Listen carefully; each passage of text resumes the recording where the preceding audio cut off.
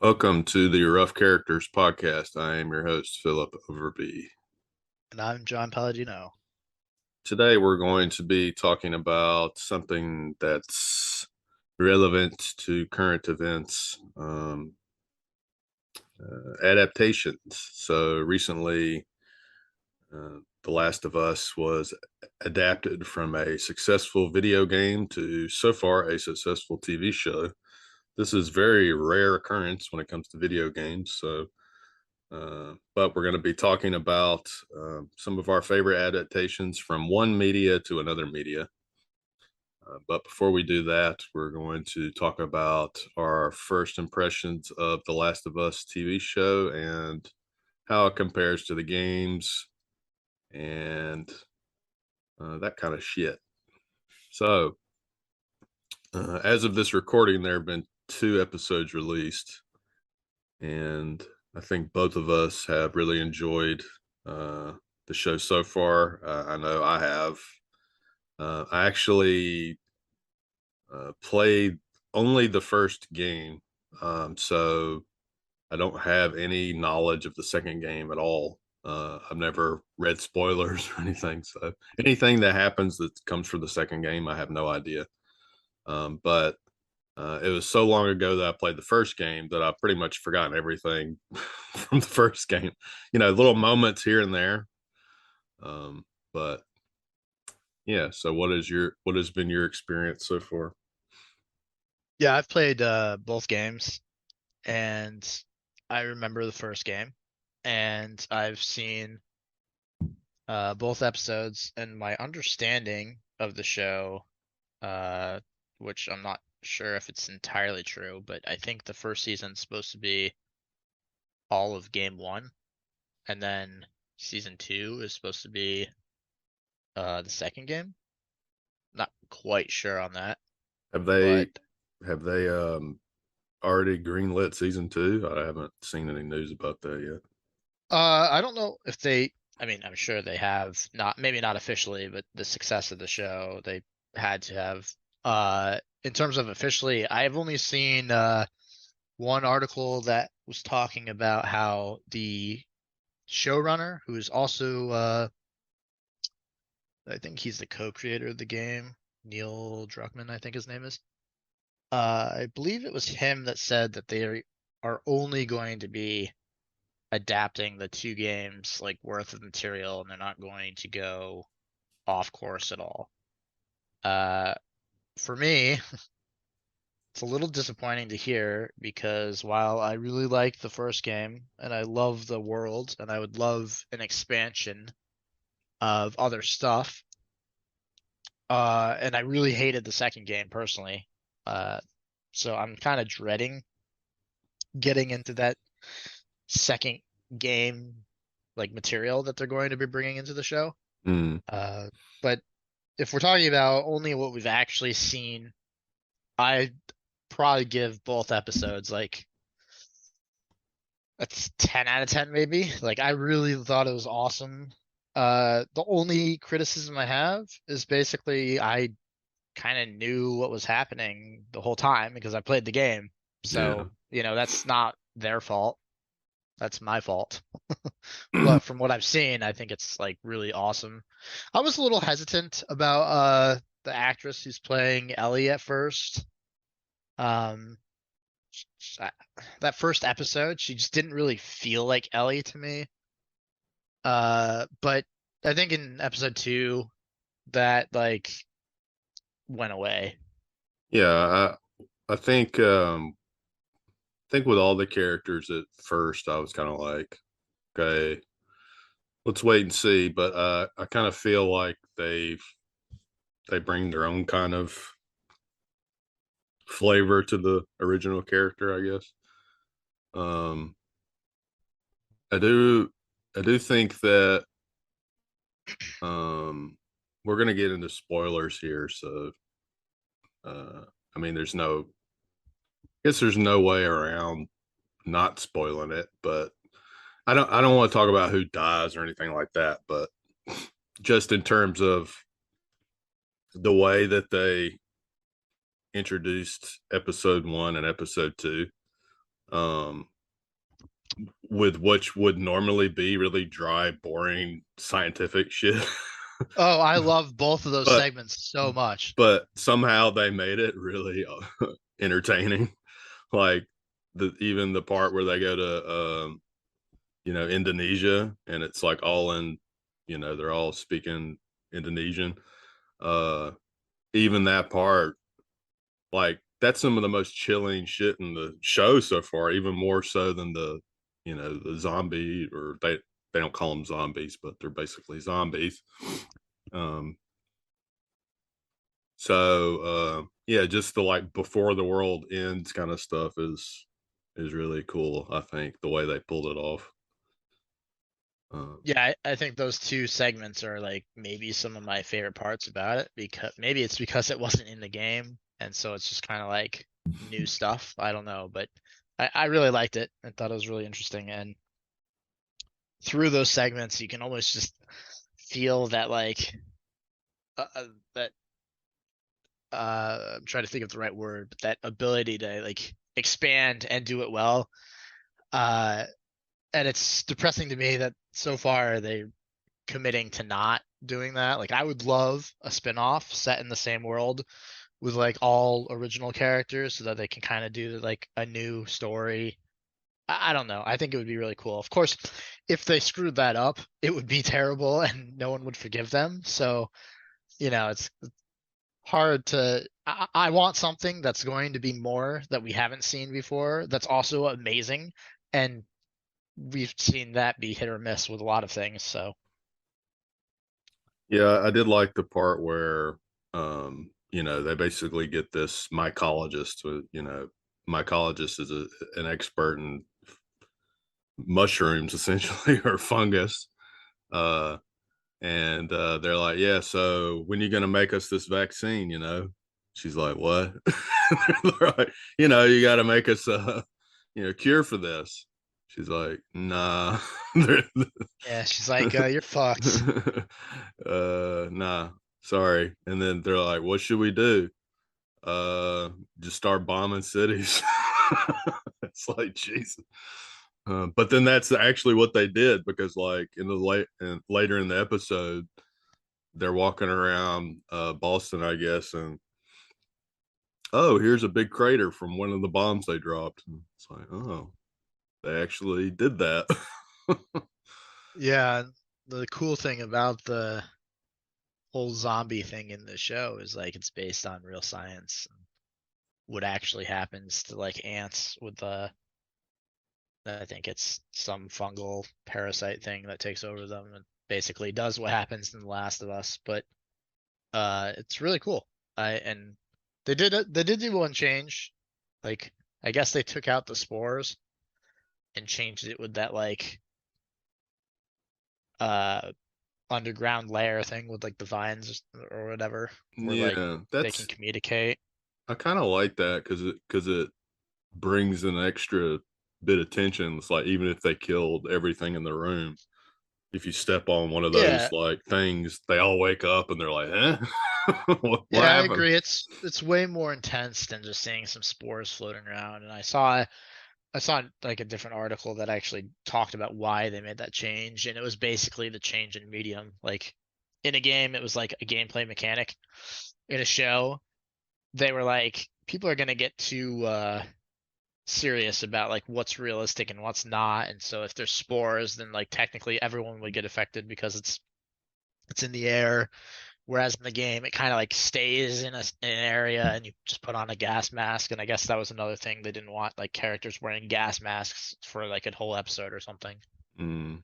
So I like the change. The only thing that I can't say I was a big fan of was the stupid kiss. Um, I get the premise. I just why would anyone let that happen, right? Like she just kind of stood there and let it happen. And I don't care if I'm about to die. I just can't see me doing that.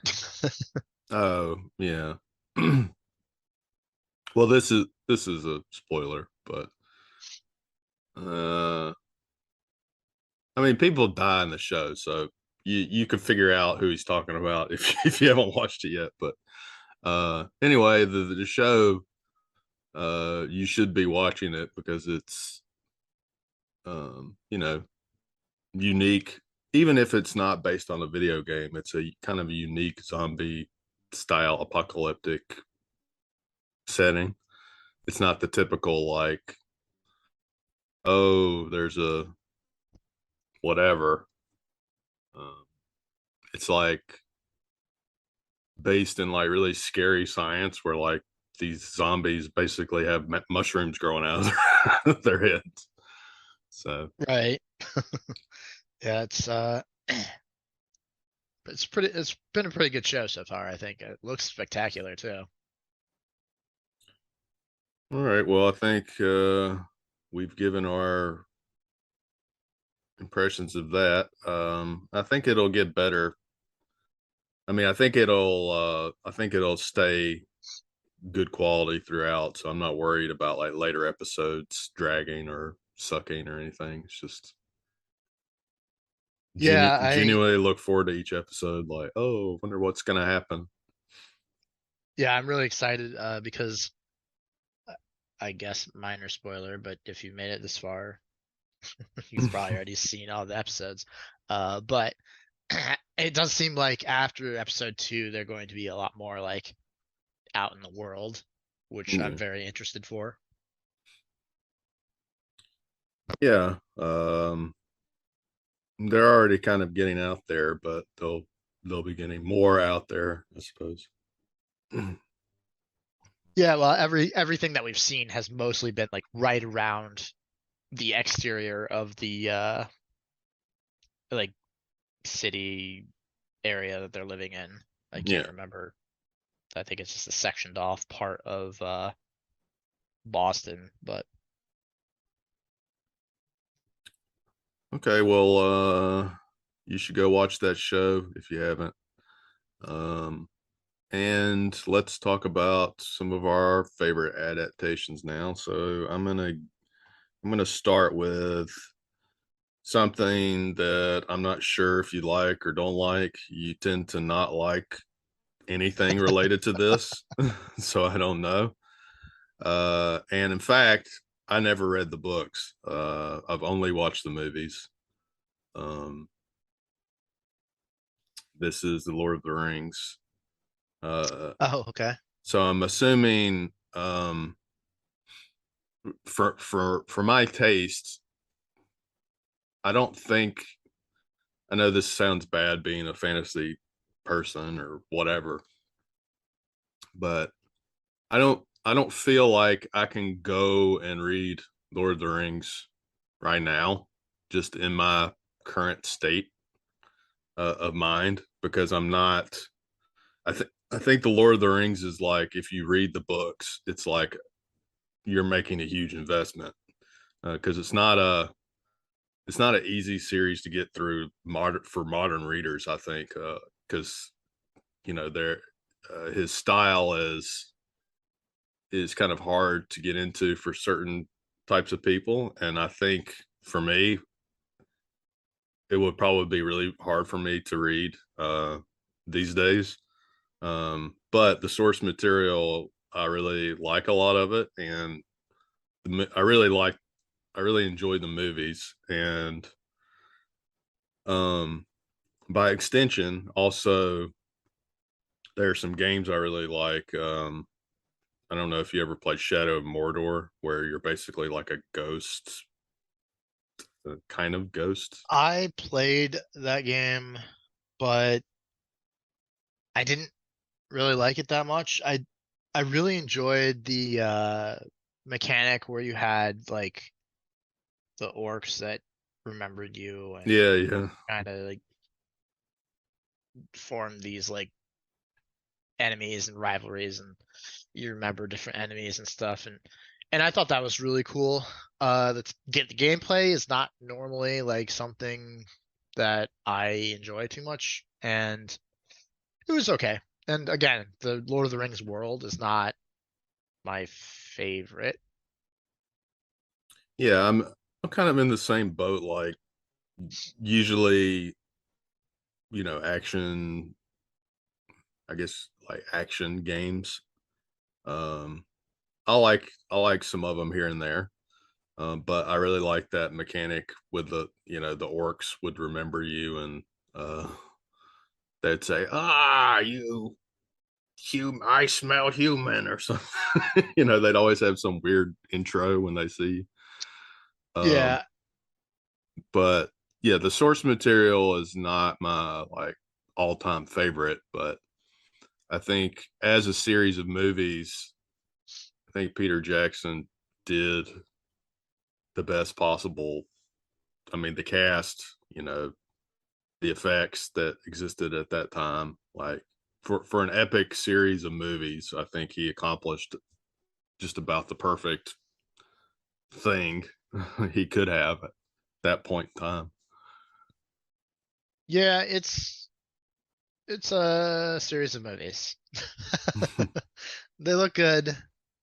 I've soured on them more over time, I think, as I think back on them and remember like how cheesy a lot of it was. And um, it's a kind of typical epic fantasy story, which makes sense considering where the origins of it. So, it's not my favorite. I remember seeing all the movies in the theater, and that was a pretty crazy experience. But even as like a younger kid, I wasn't like super blown away by it. But the story, I mean, the I think everyone back then was blown away by how it looked, and just seeing a big fantasy like that on screen, like kind of was unheard of in that sort of scale. You had some other fantasies, but I don't think they were at that level. I And so think I think it did a lot of good for like movie and TV. Yeah, I think when I first thought of this topic, it was the first thing that popped in my head. So I was like, well, that's the first thing that popped in my head. So uh, it must have had some significant That's significance really from funny it. because as soon as you said Lord of the Rings, I was like, oh my God, how did I forget? I didn't think about it at all. In fact, if you're ready to move on, I can tell you my first one. This is the first thing that popped in my head. Sure. Game of Thrones. Yeah, Now, that's my second choice. Well, okay, this that's is not ranked. This is just the Game of right. Thrones. Yeah, yeah, yeah. I don't have mine ranked either. But Game of Thrones was the first thing that popped in my head. And while it really petered off and turned into like the worst shit ever, I mean, no one can deny the first I think it was 6 seasons were like basically loved by everyone. And then I think it was season 7 and 8 where things really like went downhill. It might have even started at 6. I don't really remember. But I mean, even the terrible seasons were still like a cultural phenomenon. It was just like, how did it get this bad? But no one can deny that it's easily one of the best adaptations of like a book to movie, I think, especially in like the fantasy sphere, because there's been a lot of badly adapted fantasy. Well, I think this benefited from being done by HBO, and I think if it would have been done by another, I mean, not no shade towards other companies, but I mean, HBO just puts out the best shit. HBO Like, is also like known for its adult content, and Game of Thrones is very much like an adult fantasy. So if it was like on, I don't know, a channel that wasn't able to go as hardcore, yeah. if it was like on AMC, which has some great television, I don't know that it blows up in the same way because they couldn't really do a lot of the stuff that like I think made Game of Thrones like really widely received, and like it just kind of blew up. And I think part of that was just how mature the show was. I think I think the character deaths and the sex stuff. I mean, it basically became like, oh, it's dragons and nudity, the show or something. But like people that people that made it like that, it's like you're not paying attention. The show is much more than just dragons and nudity. That's Um, true. Although I think that especially in the early days, because before Game of Thrones, I don't I think they kind of had this formula where it was like the first season needs to have a lot of action and a lot of nudity, and I think they did carry that over into Game of Thrones a bit, but like to me, I watched Game of Thrones and I didn't think any of it was like gratuitous or weird. Maybe a little bit of the nudity was a little like that didn't have to be there, but it didn't like bother me. Whereas in some HBO shows, it's like I just saw this dude's pecker for no reason, or she's naked for just to be naked. I think in Game of Thrones, I thought a lot of it felt more like natural, like maybe they're in a brothel, so you see naked people in the brothel. I'm like, okay, this makes sense. So it's not throwing me out of the show. Whereas I think some of their shows back in the day were kind of like, okay, we just need to put boobs on the screen because it's our first season and we want people to come back. And actually, a little off topic, but the first episode of Breaking Bad had like a topless girl in it. Never had nudity in that show ever again. I always find that very funny. I don't I don't even remember that in Breaking Bad, but um yeah, I think Game of Thrones and even House of the Dragon in the same way were were pretty well adapted. And I think up to a certain point, um, they were following a lot of material from the books, but even some of the creative liberties they took with like some of the characters' stories, I guess, um, or not focusing as much on certain characters that were from the books. I think some of those were good choices um, because there's only so much you can focus on, and but then the way the show ended, obviously wasn't satisfying for a lot of people, but um, yeah, it's kind of like watching something, once you get invested in something for a long time and it's disappointing like that, it hurts that much more because you invested so much time into it to see how it was going to end, and then it's like you're like, True, but I think it's even like it hit harder in Game of Thrones because HBO and some of the other people working on it like wanted to make, I think it was seasons 8 and 9, if I'm remembering, and they wanted a full length season 8. And the showrunners were like, nah, we're gonna make a 6 episode season so we can rush off and make Star Wars. And then of course they shot themselves in the foot so hard that Star Wars was like, yeah, actually we don't want you making Star Wars. oops. Well, I think we both, pretty well agree about Game of Thrones for the most part. My next choice is, of course, this is something you've never read or never seen the movie, but I talk about all the time. Dune. Um, the Dune books are, some of the. Uh, I mean, some people even say a lot of the ideas from Star Wars came from Dune in a way. So some people don't know that um, Dune was going to be made even before Star Wars, and it was just so ambitious of a project. They just didn't have. It's just impossible to make. And the director that they had is Alejandro Jodorowsky, who's he's kind of an infamous. Not, I mean, I guess he is infamous.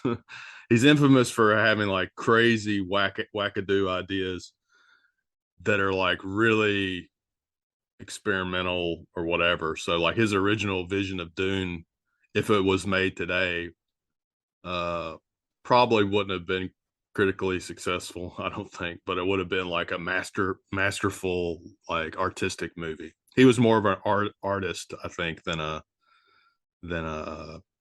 you know try to make money off something. But the recent Dune movie by Denis Villeneuve is one of my favorite sci-fi adaptations, I think.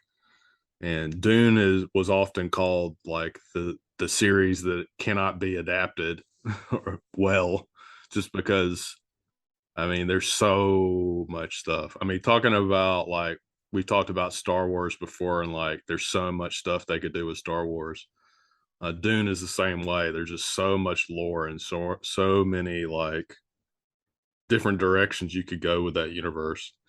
Um, that um, yeah, it's really remarkable that they even adapted it so as well as they did. And I like the David Lynch version from the '80s also, but I like it in a different way. That version is like a little more campy and like kind of like typical, some typical sci-fi stuff, but with like weird David Lynch shit in it. Whereas the recent movie, uh, I think hit all the like big blockbuster things that a movie like that needs to be successful. So that's the big thing about Dune is it's a hard, I think it's a hard thing to sell to to mass audience because it's so dense and so like it's not something you can just like, oh, it's a cool sci-fi show with people shoot lasers at each other. It's not like that. So it's a really hard sell for like the public. So I'm glad the public enjoyed the first one and they're making the second one. Yeah, I haven't watched that because, well, frankly, I never read the books, and I know I wouldn't like the books. But I was I always thought that the movie trailers looked really cool, but then I found out that it was like, I think is what, just the first half of the first book, and I was like, well, I think I'd rather just wait until the next movie comes out before I even try it, because if I really like it, and if it ends like in the middle of something, I'll be kind of annoyed. I mean, it doesn't really end in the middle of anything. I don't feel. I feel like it ends like the way it ends. It feels like okay, it's built up to the next movie. So I think the ending is a satisfying ending, but it is the first part of the book that's kind of covered. So um, Yeah, I believe they're making a TV series too.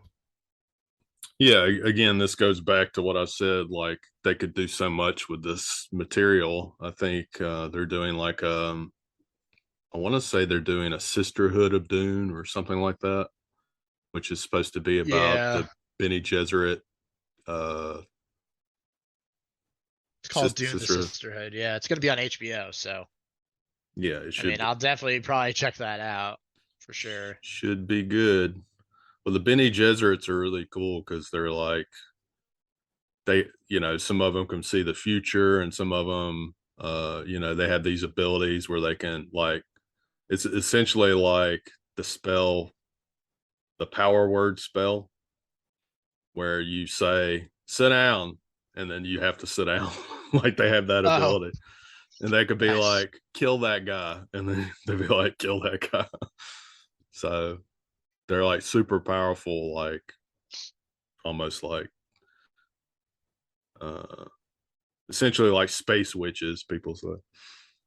Um but there's a lot of cool stuff they could do with that if they, hopefully an HBO show is successful also, and then they could do. I mean, they have all these houses in Dune, which you could do a show about each house almost, and like what's going on in the house, and there's lots of betrayal and mystery and cool sci-fi stuff, and but it's not like your typical sci-fi stuff where it's like you know big big star battle or whatever. Right. It's I mean there is that stuff, but it's more of like it's a very political universe. So I would almost like if I was going to sell it to somebody, I would say it's like Game of Thrones in outer space. That's the best way. If you're into the political stuff, anyway. I mean, I typically love political stuff, so I mean, it sounds like I might like it. I know that I wouldn't like the book Well, the just book, because it's what it was written. yeah, the book was written in the '60s, and in it, and he was really into the hard science stuff.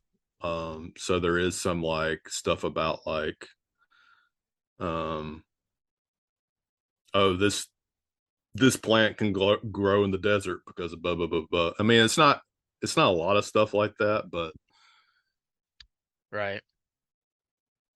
but it's to me it's an awesome story, mainly because it's like a sci-fi world where there's no robots, because the robots in the history of Doom, the robots tried to kill everybody, so they had a big war, Oh, and they killed all the robots, and they're like, okay, no more robots. So there's actually no robots in Dune, and like there's like these people called mentats. They're like human computers, and basically they train themselves to be like a computer to process information or process numbers and all sorts of shit. Um, so everything that would be done by robots in a typical sci-fi universe is still done by humans because the robots became too powerful and tried to kill everybody. And the humans are like, nah, and killed all the robots. I guess that's what happened. I don't know the whole backstory. I know that Frank Herbert's son, Brian Herbert, did a series with. He's done a lot of books since then that like kind of fill in the gaps about like different events that happened and stuff. right. So anyway, that's Yeah. my next choice. I know you don't have a lot to say about that because I you I haven't seen don't. I just don't know much about it. I think the movies look cool. That's really all I can say. My next one is gonna be quick and easy because we just talked about it not long ago, and that is House of the Dragon. I never read the book, but my God, did I love that show. And from what I know, they did a pretty damn faithful recreation of kind of what happened, I guess. But uh, I love that show, and I don't know if there's much to say about it it. that we haven't already said. Well, I have the book, Fire and Blood, and the book doesn't. I mean, it covers so much shit. The part with King Viserys is like 150, 200 pages into the book, so it's not even like the whole book is about those characters. That's just part of the book. Right. So they And I could heard literally it's not very detailed too. no. So I think it's good for people that try to adapt something because it's almost like it'll say like King Viserys did this, and then he did this, and then it's like, and then there'll be like some small like thing where he talked to somebody, but you could literally take whatever they said, or whatever was written in the book and make it whatever you wanted. So it's like perfect for adaptation because they can have creative liberties with how they Right. change certain things. And I know some people had said, "Oh, I don't like how in the show, um, there's the green. They call them the greens and the blacks or whatever, the green faction and the black faction. Yeah. Um, in the in the series, in the TV series, they make the green faction look kind of like they're the bad guys or something. But they said in the book, green and black are both equally terrible. Like neither are nice. And I think we'll probably see more of that in the second season. I think they kind of they kind of make it where the black faction is kind of the nicer or the lesser of the two evils in the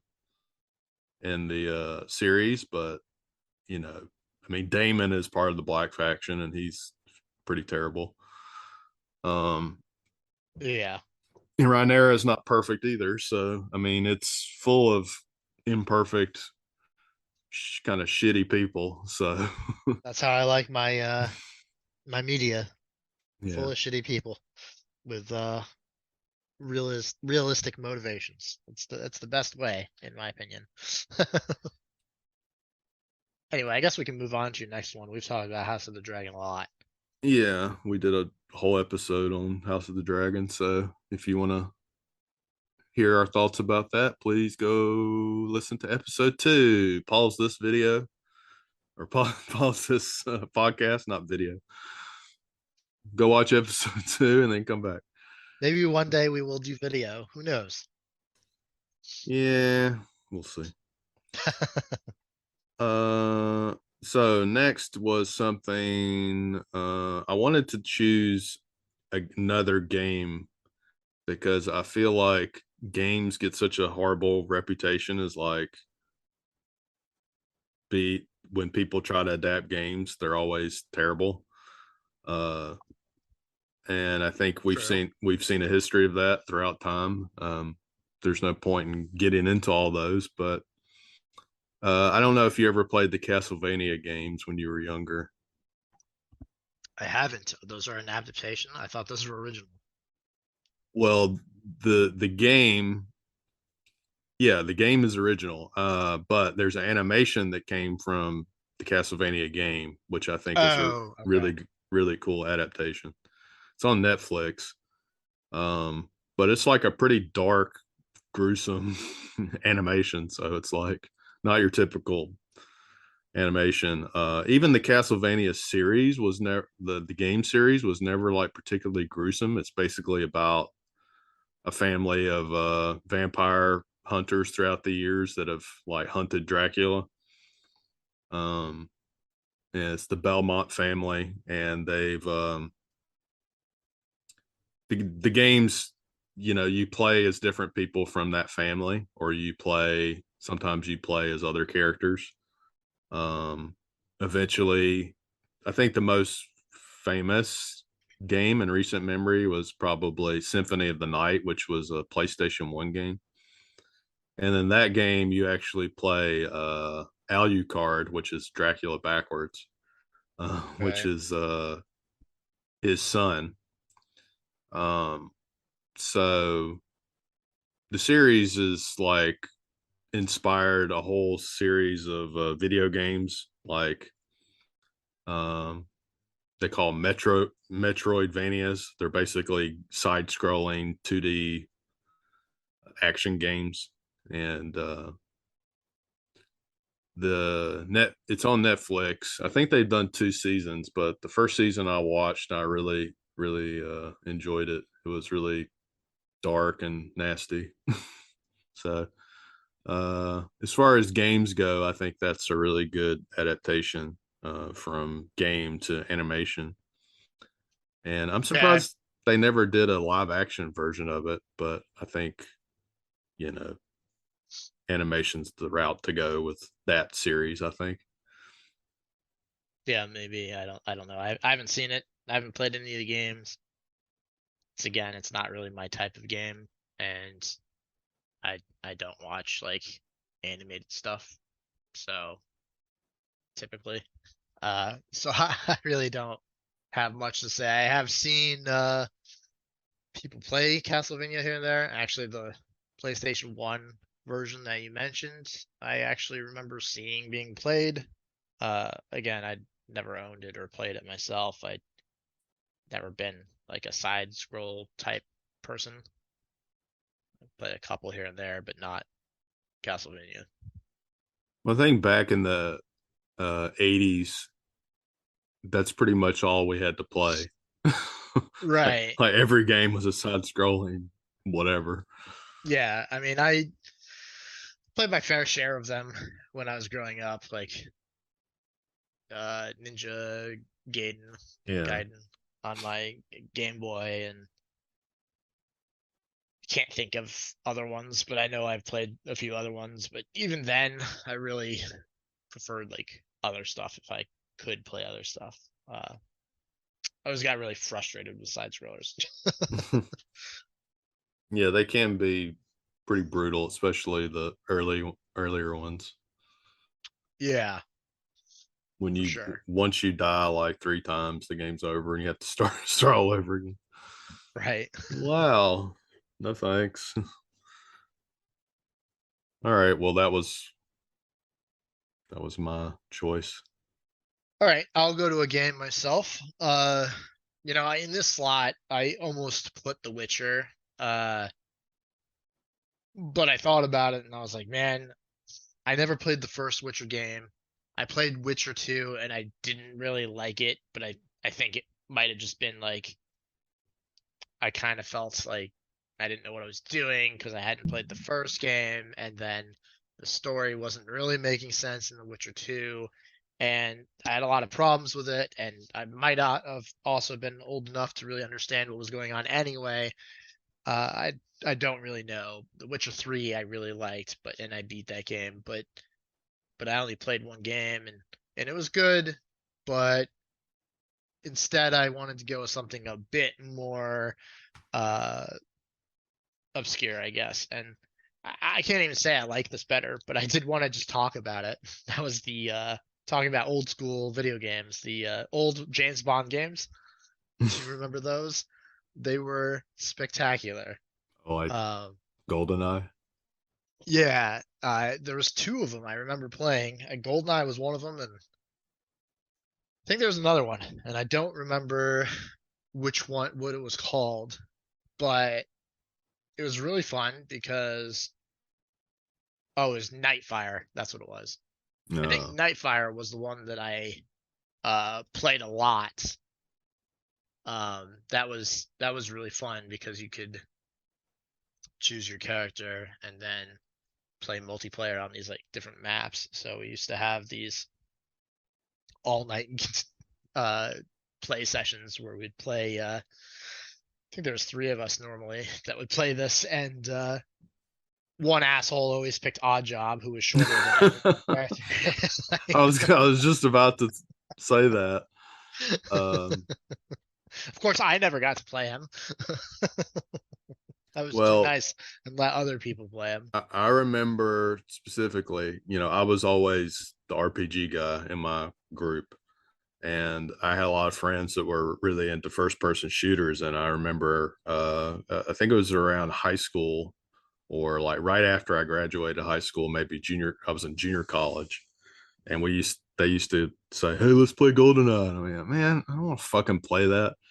I love the game, like, but I sucked at multiplayer, and my friends would just always like kill me constantly. And so yeah, I would pick odd jobs sometimes, and be like, haha, you can't hit me.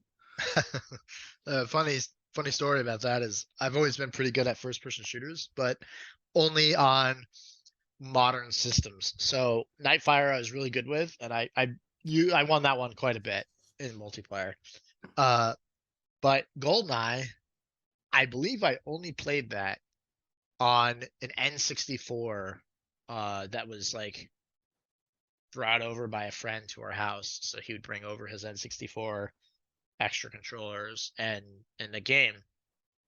And there was no way to edit controls on the old systems, of course. So at least as far as I'm aware of, there wasn't. There might have been, and we didn't know it. But we would play Goldeneye, and the analog sticks would be inverted, and Mm, so I, you know, never used to that because all the other games were not like that on like PlayStation. Or if they were, you could change the settings. And so I couldn't ever look around properly because everything was like screwed up. Also, if I remember right, it was more of a panning system too. It wasn't like, nowadays you have two analog sticks and they kind of like seamlessly move. And I think GoldenEye might have been like the right stick just looked left and right and the left stick looked up and down, but it was like very uh like did you ever play Doom? It's very like it's not yeah. smooth. You can't like look up left. You can only look up, down, left, or right. And I don't know. I can't remember if that's how it played. It's been so long since I played. I just know that there was something about the controls that absolutely I couldn't figure out, and so that was like a huge problem for me playing that game. But otherwise, I thought those games were amazing and super fun, multiplayer. And I think it was so cool because all the characters like you recognized and definitely remember from like the movies. Well, I remember the most fun I had with the game was when we would set the I believe you could set the special like challenge or something like knives only. So so you like or slapping only or something. So Yeah, you could set these different modes or whatever. So, you know, people could only slap each other, they could only use like really shitty weapons. Or we would do rocket launchers only or something. So everybody had rocket launchers like shooting them at each other. So yeah, yeah, I always had fun with the game. I just always sucked at first person shooters. I like them, but I'm just not good at them. yeah. All right, well, what's your next one? All right, my final one. Oh, Yeah, did you only have four? I did Lord of the Rings, Game of Thrones, Dune, Castlevania. Oh, that's right. We had Game of Thrones was the same one. Okay. Yeah. I was like, man, I still have two left. Um. So my last one is Silent Hill. So Oh, fuck. the Silent Hill game to the movie, which is one of the few like horror adaptations that I've liked. And the Silent Hill movie is not perfect by any means, but there's just certain things that happen in that movie where I was like, man, this movie's fucking brutal for for a video game movie. Uh, and I've always liked the Silent Hill games because like they had this creepiness and kind of weirdness to them that like Resident Evil doesn't have. Like Resident Evil and Silent Hill often get compared to each other because they're, you know, by the same company. I think. All right. No, no, no. Wait, Resident Evil's Capcom and maybe Silent Hill's Konami.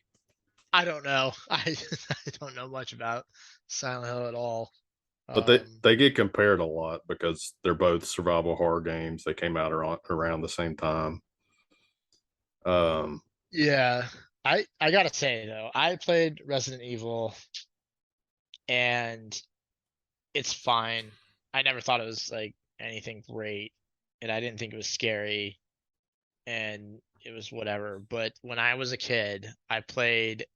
Well, I didn't even actually play it. I watched someone play Silent Hill because they were showing me the game, and I was almost like pissing my pants scared. I was like, oh my God, I was so scared. It was so creepy, and I had no idea what was going on because he just loaded up his save and started playing, and he was like in the middle of this like village with like smog, and it was eerie and quiet and weird sounds, and then all of a sudden there'd be like a zombie, and scared the piss out of me because well, all I had was a terrible pistol.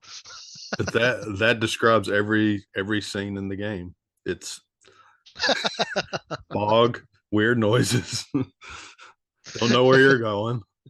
Uh, yeah, I remember the thing that was always creepy about Silent Hill games to me was where you would cross over from like, you know, the regular world into the Silent Hill world or whatever. I don't know what it was called, but it was like basically just gore all over the walls, and you'd have these weird nurses with no faces like walking towards you like all creepy. And there was like this character. I don't think he was ever given a name, but people just call him Pyramid Head because he has this big pyramid for a head. And yeah, just had this weird like almost like sexual feeling to it. Like the horror had this like I don't know if I'm describing it correctly, but um almost like a Hellraiser kind of thing. Cause like Hellraiser, the series, um like the demons in that series were supposed to be kind of like look like S&M people that were into S&M or something.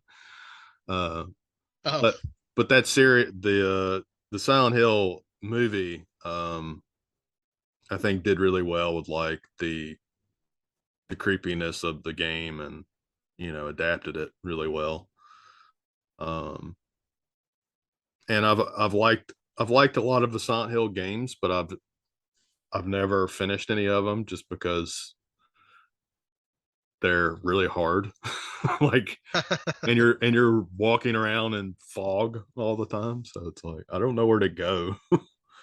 yeah, it's definitely not my type of game, but uh, I mean, it's still like interesting. I would never say it's bad. I just not my. I don't like the creepy like s- uh, jump scare stuff. I've never liked that shit. It's not that I'm actually scared. It's just like I know when the jump scare is coming usually, and I still like jump, and I'm like, why did I jump? I knew it was coming. Fucking hate myself.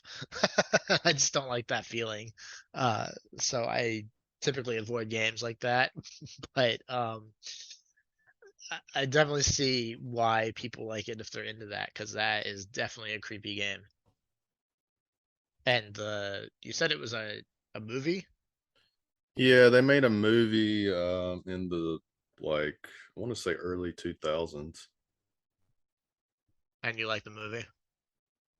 Yeah, it's one of my favorite like horror adaptations. Like, it got really bad reviews. Yeah, that's what I thought that, but I didn't want to say anything. But I thought I remember that movie kind of bombing. It did, I think. Yeah, I think it did really badly. But as an adaptation, I thought it was, to me it was like, I liked it. Okay, cool. I liked it for what it was. I'm not saying it was a masterpiece or anything. Right, I just yeah, yeah. liked it. All right, that's all my choices. All right, well, I got two left still. But since we're on the theme of like this zombie horror crap, uh, got to talk about The Walking Dead. Not the comics, not the mainline show. Because I think The Walking Dead has ups and downs, but mostly downs. But I want to talk about two kind of this kind of has two in one here because it's both a game and then there's the one of the spin-off shows. So Fear the Walking Dead and then the Telltale's The Walking Dead game. Oh yeah. And I guess these aren't direct adaptations. It's more of like the world because it's not the same story or characters. But Yeah. uh they're just both excellent in my opinion. The Telltale game, there's like four, I think they call them seasons. And really, it's I struggle to call it a game because it's really more like a visual novel where then you like make choices. But my God, some of the choices and some of the things that happen in that are just insane. And the characters are 10 out of 10. I was just blown away with how engaged and engrossed I was with what was happening and who was going to live and who was going to die. And the amount of things that shock you are just crazy. And actually, um, we were just talking about the whole jump scare thing. This game doesn't do that to you, but I don't think I've ever been more terrified or jumped like higher in my life than in one part in that game. And I don't even know if it was intentional on their part, but it scared the piss out of me. I jumped so high. It was creepy. So the game, amazing. Fear the Walking Dead is, in my opinion, it's I think it just got renewed for season 8. And no, season 8 airs this year, so it didn't get renewed. It's filmed and getting ready to come out, I think, and that's the last season. But Well, uh, I'd always heard people didn't like that. I don't know if it was the first season or something, but I remember when Fear the Walking Dead first came out, people were kind of crapping on it. Let me explain why. Okay. So, the first season is good, but you have a lot of like annoying characters. The second season is kind of more of the same. And then I think the third season, if I'm remembering right, gets a bit better. And then by season four, episode one, is right like that's when I think things get amazing. Because like everything before season four is like bad to great. There's it's kind of like the spectrum. And, it follows the Walking Dead format where there's like, half a season they're in this location doing this thing, and then half a season they're in like this location doing this thing. And those are up and down. Some of them are interesting, some of them are boring, whatever. When you get to season four, they changed leadership at like who was running the place, who was writing it, who was making the decisions, whatever. And they introduced a lot of new characters. And they kind of, by that point, needed more characters anyway, because they've kind of killed some of them off.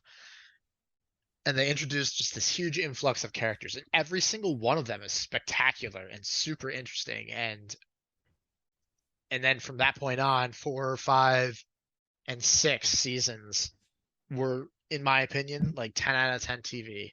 Season 7 goes down quite a bit, but to be fair to them, half of that season was filmed during COVID, and so they had to like change the story and stuff based on filming restrictions, I believe. So it, I get that. So I give them kind of a pass there, but I mean, I personally think the show is amazing and underrated compared to The Walking Dead, the regular show. I think that show is way overrated personally.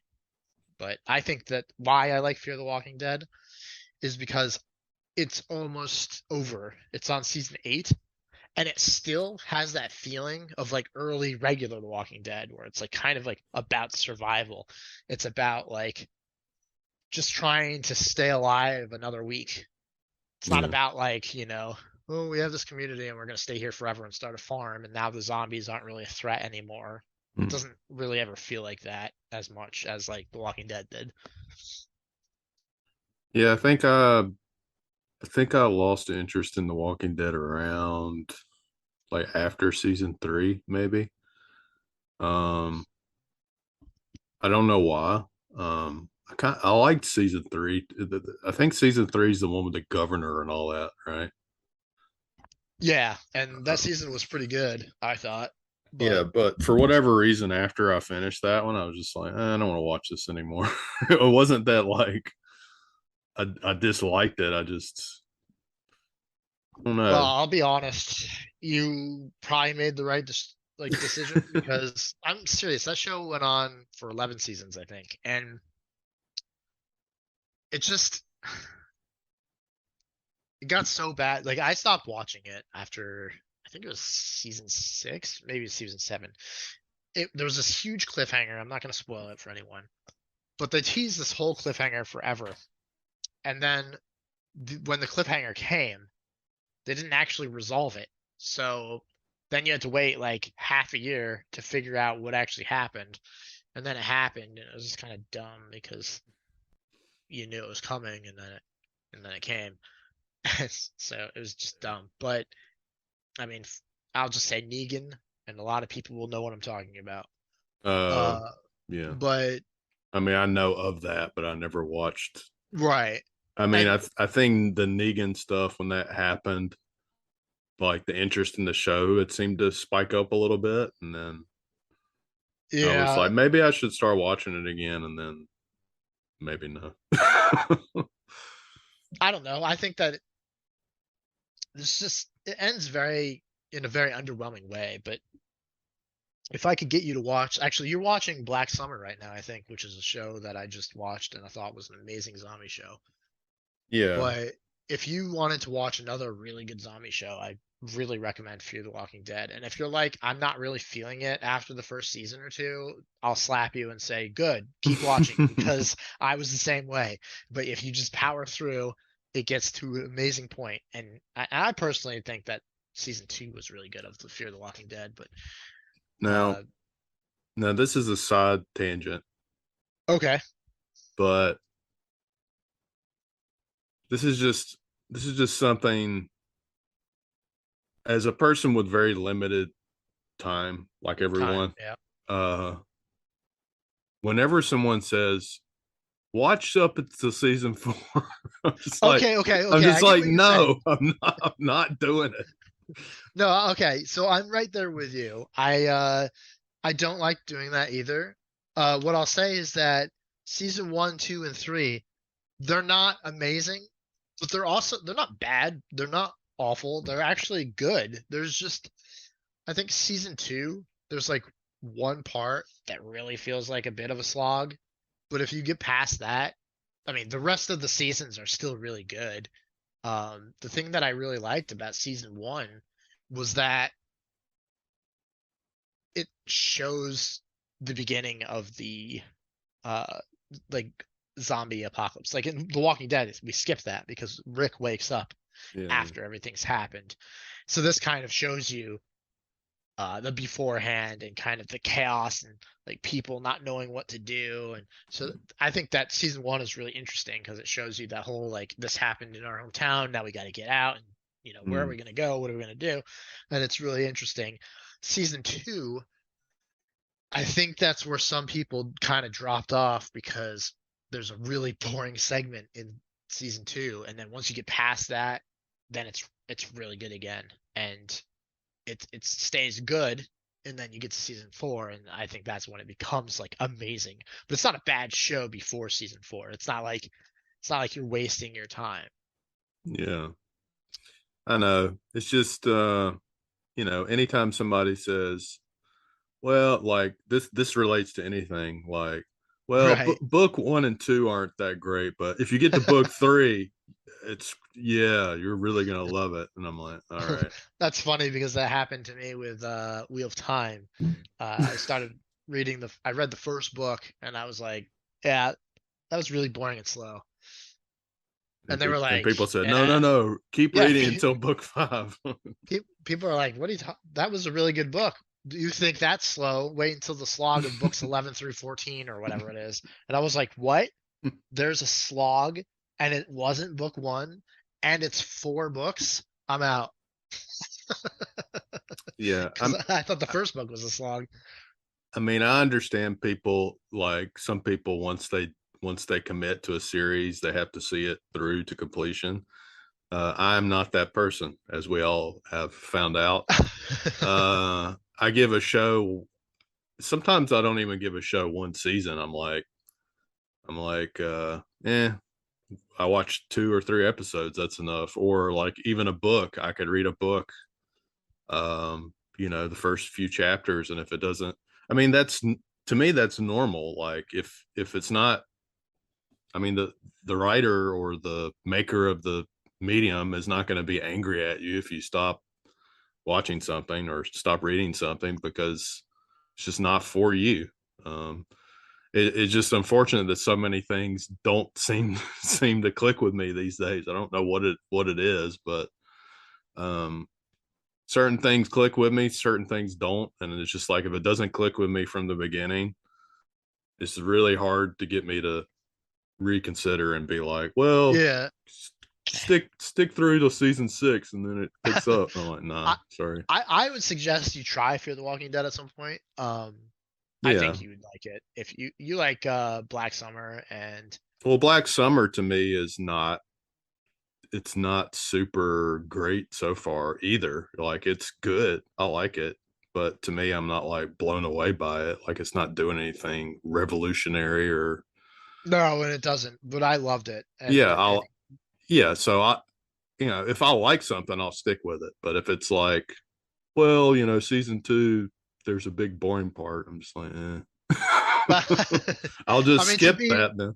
to be fair, the big boring part might be like 3 or 4 episodes, but when you're watching it live on TV, it felt a lot longer. Oh, I see. I actually rewatched Fear the Walking Dead from beginning to net where I'm at now because when I had stopped watching The Walking Dead, I had also stopped watching Fear the Walking Dead, but I then COVID happened. Mm. And when COVID happened, I was like, man, I'm fucking bored.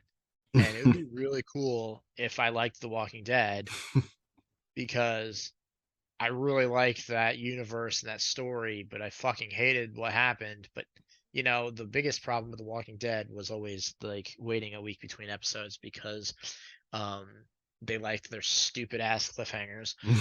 So I decided I'm gonna start Fear the Walking Dead over and just catch up because I loved it so much, and I'm just gonna see if I still liked it. So I did, and I rewatched season 1 and 2, which I had already seen, and it wasn't bad. Like rewatching it back to back, it was a lot better than I remembered it being. And I remembered getting to like the part that I remembered being boring. Um, and I wasn't actually as bored as I remembered being. And I was like, oh, this actually didn't take up as much time as I remember it taking. But remember, even if it was like 2 or 3 episodes, it's almost a month of like waiting for the next episode to be good. It's different than when you're watching it like on a binge, or maybe you watch an episode every night or something. Yeah. So I rewatched it. I thought it was excellent. I didn't actually struggle through that part again. I and I don't know if it was a result of watching it live or if it was my first time watching it. I don't know. I would give it a chance though if you ever wanted to.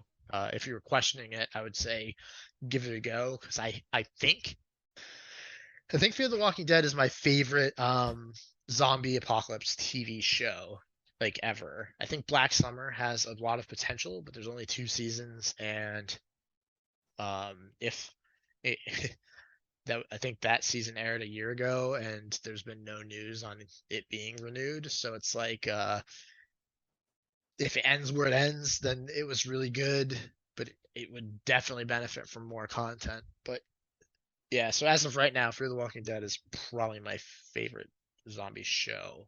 So Mm. I would recommend it. But anyway, you want to move on to my last Yes. pick? I believe you've seen this show. Okay. I have not read the original media, so I actually can't judge how good of an adaptation it is. However, I know that the show is awesome because everyone says it is, and I agree. And that's The Boys. Oh, yeah. Yeah, same for me. I've never read the comic or whatever it's based off of, graphic novel, maybe.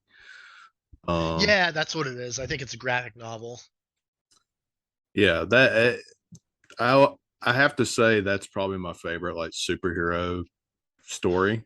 Oh, without a doubt, because like honestly, if we're going to just sling shade here, um, I'm not a superhero guy. I won't watch anything DC because I just don't like DC stuff from the stuff I have seen. Uh, it's just not my thing. Marvel, I think, is a little bit better, but I still hate most of it. I liked Guardians of the Galaxy, and I love Spider-Man, especially the original trilogy. But other than that, I really just don't like superhero shit at all. But The Boys is like a much more realistic, gritty, mature take on it, and I love that. And I also like I just like how assholey Homelander is, how realistic it would be that there'd be this like all these superheroes would think they're better than everyone and do some awful shit. And certainly there's good ones, but there would also definitely be bad ones. And I just think that's a really cool dynamic. Yeah, the only other superhero thing, like I didn't love the movie, The Watchmen. Like I liked it, okay. But the graphic novel I really enjoyed. Um, but The Boys, I would probably enjoy that graphic novel too. I read graphic novels occasionally. It's not like my preferred medium or anything, but occasionally I'll read them. And I remember, lots of people saying The Boys is really good, and I was like, I got Amazon. I think I got an Amazon trial. Um, I'm kind of hit or miss with Amazon. Like I'll try it for a while, and then I'm like, all right, cancel, and I'll try it for a while, and I'm like, all right, cancel. And Well, Amazon usually, doesn't really have much stuff though. yeah, the only other superhero thing, but I know you're not into animation, but Invincible is really good. Like has a similar feel to The Boys in a way. Um, Is it that on has, Amazon? yeah, yeah. It's about a superhero uh who's kind of like a Homelander kind of character in a way. He's not like a douchey asshole, but he's like the Superman of the world or whatever, I guess. And anyway, what if you watch the first episode? Just watch one episode. Anyway, that's so I'll watch Fear the Walking Dead if you watch one episode of Invincible and tell me what you think. Ugh, but man, I really hate animated shows. Speaking of animated, though, I believe there's an animated The Boy show too, which I haven't watched because it's animated. But um I'm more forgiving with the animated stuff. I like a lot of animated stuff, yeah, maybe but I'll it, try it just to please you. but yeah, watch Invincible and then at least tell me like what you thought of the end of the episode. Okay. uh, so yeah, The Boys was one of those shows I immediately liked. Like it wasn't one of those like, well, first two episodes weren't so good. Like immediately I was like, yeah, this show's awesome. What for The Boys? Yeah, The Boys. Well, to be fair, The Boys had a really good first episode. Yeah. Um, I see. For me, The Boys was like first episode I thought was fantastic. And then I kind of like didn't like some more. I think it was like a couple more episodes maybe, and I was just like, I don't understand. By the end of the show, I was like, it's fine. It's okay. But I think it was season two when like I really like was like, okay, I love the show. Yeah, it's another one of those shows. I don't know if did they announced season three yet, or I think they did. Oh, season three is already out. Oh, it's out. Okay. I think. Um, I get confused with how many seasons things have, but yeah, there's three seasons out. Oh, okay. Yeah, season three is actually the best season in my opinion. That was a really good season. Uh, and Maybe I I think it's been renewed for season four. maybe I watched season three then. I don't know. Season three has Soldier Boy. Do you know who that is? Soldier Boy. Yeah, it's his hero name, but he's a pretty big part of that season. So if you don't remember who Soldier Boy is, maybe you haven't seen that season. Uh, who, let me. Just I would say Google Soldier Boy, but that might be spoilers, Well, so I can send Soldier you. Boy is a. It's true, he's a musician too, isn't he? Yeah, Soldier Boy. Da, da, da. Okay, I don't know Soldier Boy. Yeah, so I haven't seen season three yet. Okay, well, you need to watch it because season three is amazing in so many different ways. Soldier Boy is he's kind of like a Captain America ripoff or something. It's Yeah, kind of what it looks yeah, like. yeah. He's definitely because he has the shield and everything. Yeah. Yeah, that season's great. Oh my God, there's so many amazing things. You think they were gross and funny before? Season three takes it to a whole new level. Yeah, I think I'd canceled my Amazon after the Boy season two, and then I tried to watch the Wheel of Time a little bit, Oh no. and yeah, for me, the Wheel of Time wasn't. I mean, we're not going to talk about bad adaptations, I don't guess, but Uh, the Wheel of Time, I don't know the original series at all. Um, but I feel like that show, people that really love the Wheel of Time series, like they almost did like a, I don't know what you would call it, but praying it until it becomes good or something. If that makes sense. Like, please, please, God, make this good.